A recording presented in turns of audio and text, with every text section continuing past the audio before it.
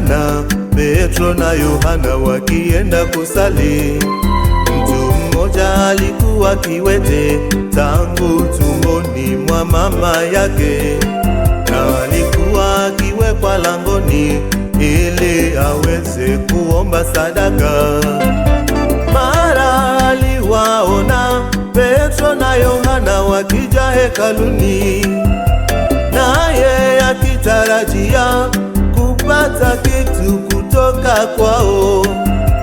Mara aliwaona Petro na Yohana wakija hekaluni, naye akitarajia kupata kitu kutoka kwao. Mama,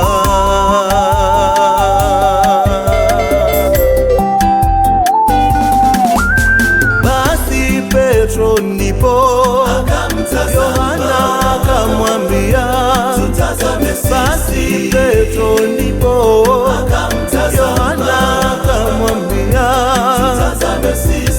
hatuna fedha wala dhahabu wala chochote twaweza kupa. Hatuna fedha wala dhahabu wala chochote twaweza kupa. Sisi tutakupa tulicho nacho.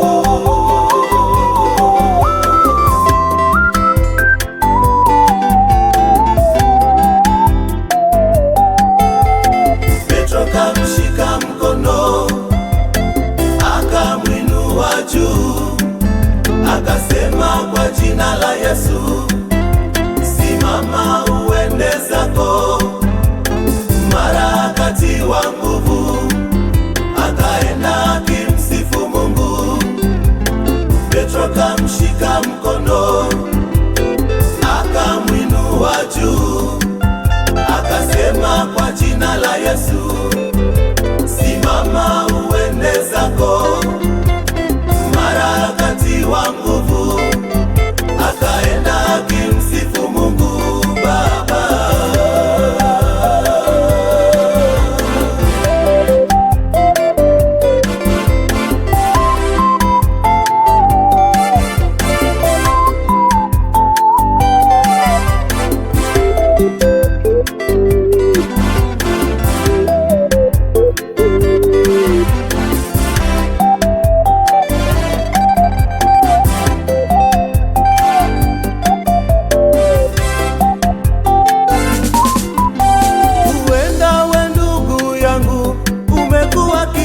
Bila kujijua, dhambi uzifanyazo wewe zimekuweka langoni kwa muda mrefu. Hauna matumaini ya kutoka huko uliko, lakini tambua ya kwamba Bwana Yesu akupenda. Hauna matumaini ya kutoka huko uliko, lakini tambua ya kwamba Bwana Yesu akupenda wewe.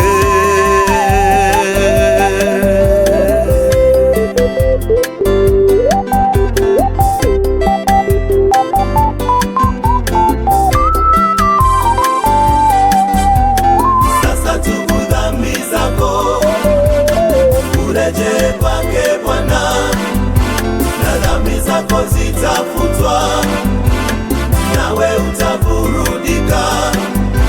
Nyakati za kuja kwake Bwana, sasa tubu dhambi zako, urejee kwake Bwana, na dhambi zako zitafutwa, nawe utaburudika.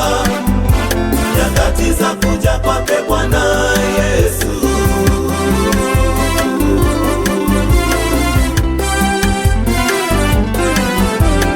Sasa tubu dhambi zako, urejee kwake Bwana, na dhambi zako zitafutwa, nawe utaburudika.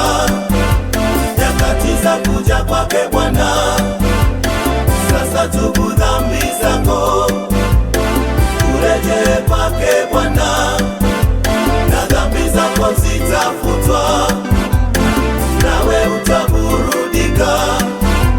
Nyakati kwake Bwana